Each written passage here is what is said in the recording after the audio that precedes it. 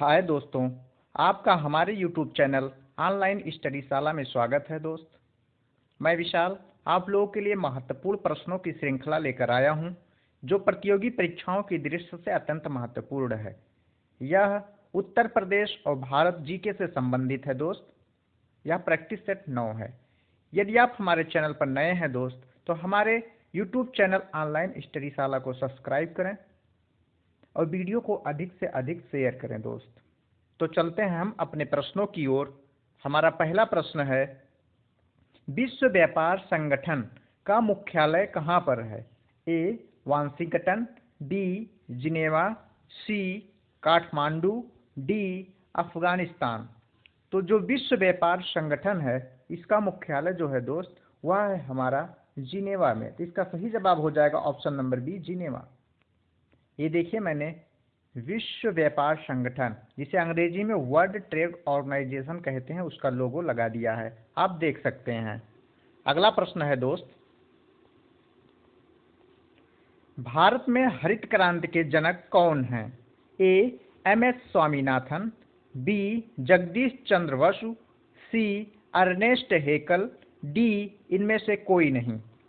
तो जो भारत में हरित क्रांति के जनक है दोस्त, हमारा सही जवाब हो जाएगा option number A, M S Swaminathan. मैंने इनकी तस्वीर यहाँ पर लगा दी है। यह एम एस स्वामीनाथन जी हैं, जो भारत में हरित क्रांति के जनक, यानी भारत में हरित क्रांति की शुरुआत किए थे। हमारा अगला प्रश्न है दोस्त, भारत में दुग्ध क्रांति के जनक कौन हैं? ए बोरलॉग, बी वर्गीस कुरियन, सी सुंदरलाल बहुगुणा, डी महात्मा गांधी। तो जो भारत में दुग्ध क्रांति के जनक है दोस्त, उसका सही जवाब हो जाएगा हमारा option number B, Verghese Kurien. Verghese Kurien को दोस्त हम कहते हैं मिल्क मैन ऑफ इंडिया। ये देखिए, मैंने वहाँ वर्गीस कुरियन की फोटो को लगा दिया है। और जो दुग्ध दिवस मनाया जाता है दोस्त, दुग्ध दिवस, यह दुग्ध दिवस जो मनाया जाता है, यह मनाया जाता है दोस्त 26 नवंबर को। 26 नवंबर को दुग्ध दिवस के रूप में मनाया जाता है। और 26 नवंबर को ही संविधान दिवस भी मनाया जाता है, क्योंकि 26 नवंबर 1949 को संविधान जो है स्वीकार किया गया था, जबकि 26 जनवरी 1950 ईस्वी को लागू किया गया था।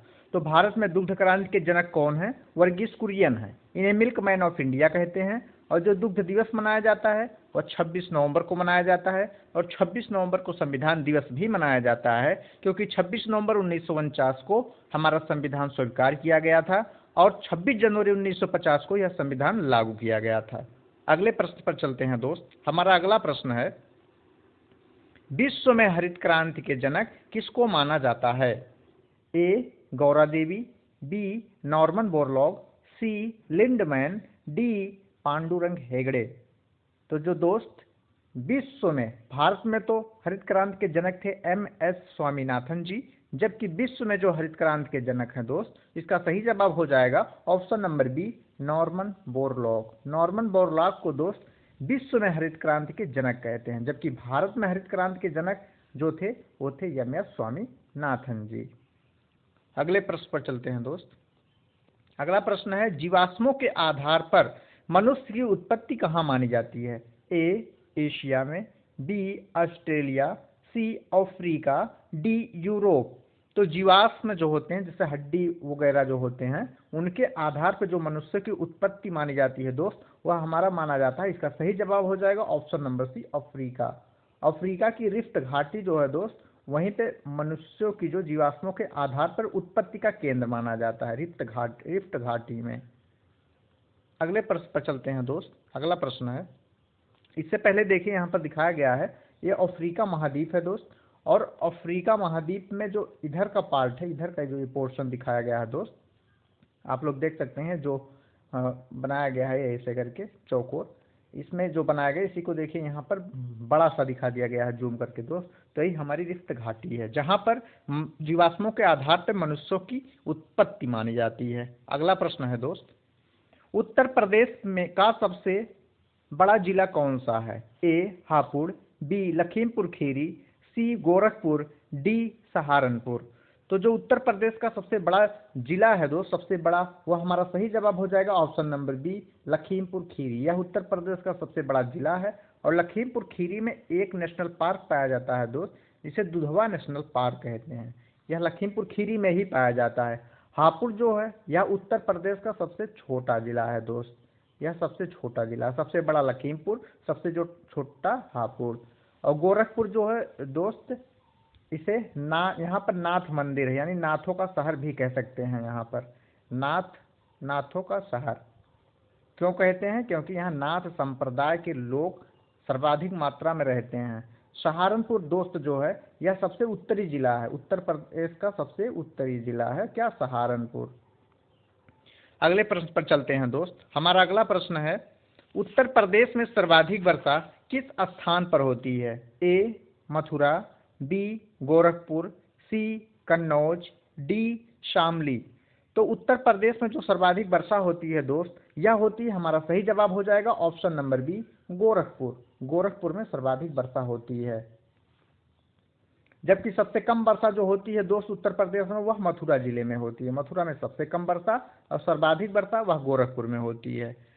नेक्स्ट, भारत में किसे काला नगर के नाम से जाना जाता है? ए कर्नाटक, बी कोलकाता, सी असम, डी हिमाचल प्रदेश।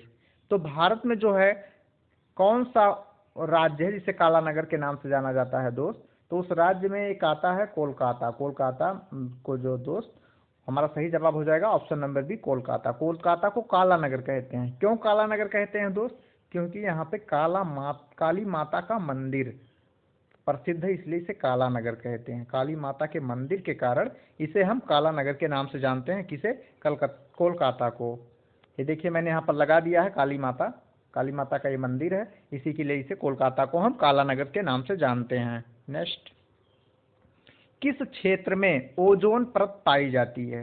ए क्षोभ मंडल, बी ओजोन मंडल, सी ताप मंडल, डी बहिर्मंडल। तो जो ओजोन परत पाई जाती है दोस्त, इसका सही जवाब हो जाएगा ऑप्शन नंबर बी ओजोन मंडल में जो ओजोन परत पाई जाती है। ओजोन मंडल को हम एक नाम से और जानते हैं दोस्त, जिसे हम कहते हैं समताप मंडल। समताप मंडल या ओजोन मंडल, इसी में ही ओजोन परत पाई जाती है। देखिए यहाँ पर मैंने फोटो में यहाँ दिखाया है। पहला जो होता है ट्रोपोस्फियर, जिसे हम क्षोभ मंडल कहते हैं। दूसरा मंडल हमारा ए है, जिसे हम स्ट्रेटोस्फियर कहते हैं दोस्त, समताप मंडल। और इसी में ओजोन लेयर पाई जाती है। देखिए यहाँ पर ओजोन लेयर है। ये ओजोन लेयर जो होती है यह सूर्य से परावैंगनिक किरणों को पृथ्वी पर आने से रोकती है, जिससे त्वचा कैंसर से बचाती है। तीसरा मंडल देखिए मीजोस्फीयर है, यानी मध्य मंडल है। चौथा जो है थर्मोस्फीयर यानी ताप मंडल है। पांचवा जो दोस्त है वह हमारा बहिर्मंडल है। अगले प्रश्न पर चलते हैं दोस्त। अगला प्रश्न हमारा है, विश्व का सबसे शुष्क रेगिस्तान कौन सा है? ए सहारा, बी अटाकामा, सी थार, डी इनमें से कोई नहीं। तो जो विश्व का सबसे शुष्क रेगिस्तान है दोस्त, इसका सही जवाब हो जाएगा option number B Atacama. Atacama मरुस्थल जो है विश्व का सबसे शुष्कतम मरुस्थल है। नेक्स्ट, कोस्टा का रसोई घर किसे कहते हैं? ए आवर्डी लवक, बी वर्डी लवक, सी हरित लवक, डी उपयुक्त सभी। तो जो कोस्टा का रसोई घर कहते हैं दोस्त, वह कहते हैं हरित लवक को। हरित लवक को अंग्रेजी में कहते हैं क्लोरोप्लास्ट। तो इसे रसोई घर कहते हैं। क्यों कहते हैं? क्योंकि जो प्लांट होते हैं यहाँ क्लोरोप्लास्ट पत्तियों में पाया जाता है। जो पौधे होते हैं वो पत्तियों से अपना भोजन बनाते हैं, यानी क्लोरोप्लास्ट के द्वारा अपना भोजन बनाते हैं, इसलिए इसे कोस्टा का रसोई घर कहते हैं। जबकि पावर हाउस, कोस्टा का पावर हाउस जो कहते हैं दोस्त, वह कहते हैं माइटोकॉन्ड्रिया को। माइटोकॉन्ड्रिया को जो है वो कोशिका का पावर हाउस कहते हैं। और कोशिका का रसोई घर किसे कहते हैं दोस्त? क्लोरोप्लास्ट यानी कि हरित लवक को कहते हैं। नेक्स्ट, कोशिका का ट्रैफिक पुलिस किसे कहते हैं? ए माइटोकॉन्ड्रिया, बी लवक, सी गोल्जी काय, डी राइबोसोम।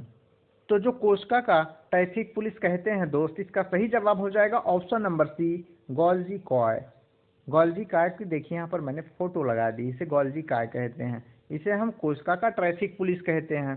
जबकि राइबोसोम जो होता है, राइबोसोम को दोस्त प्रोटीन की फैक्ट्री कहते हैं। प्रोटीन की फैक्ट्री, क्योंकि यहाँ प्रोटीन का संश्लेषण होता है। माइटोकॉन्ड्रिया को power house of the cell कहते हैं।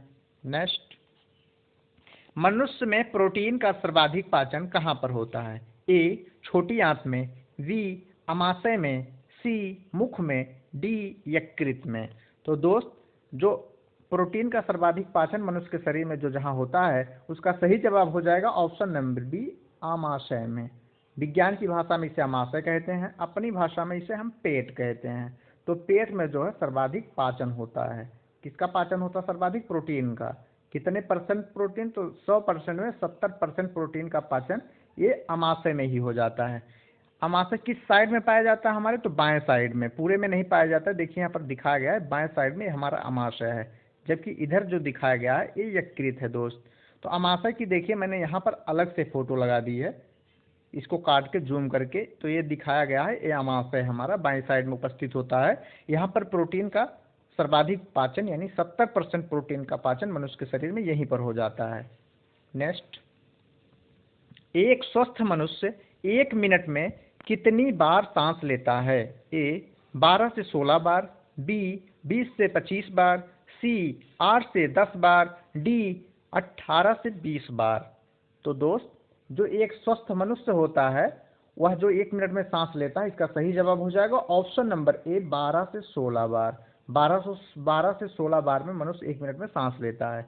ये देखिए मैंने यहाँ पर फेफड़े की तस्वीर दिखाई है जो सांस को लेने पर चेस्ट रीजन में पाया जाता है, ये इसमें सहायता करता है। नेक्स्ट, किसकी कमी से क्वाशीकोर और मैरस्मस रोग हो जाता है? ए वसा, B carbohydrate, C vitamin, D protein. तो जो क्वाशीकोर और मैरस्मस रोग होता है दोस्त, यह प्रोटीन की कमी से होता है। इसका सही जवाब हो जाएगा ऑप्शन नंबर डी प्रोटीन। यहाँ देखिए मैंने मैरस्मस बच्चे को लगाया है, इसके हाथ पैर जो दुबले होते हैं, पेट पचके हुए होते हैं, मैरस्मस के लक्षण, हड्डियाँ दिखाई देती हैं बाहर से।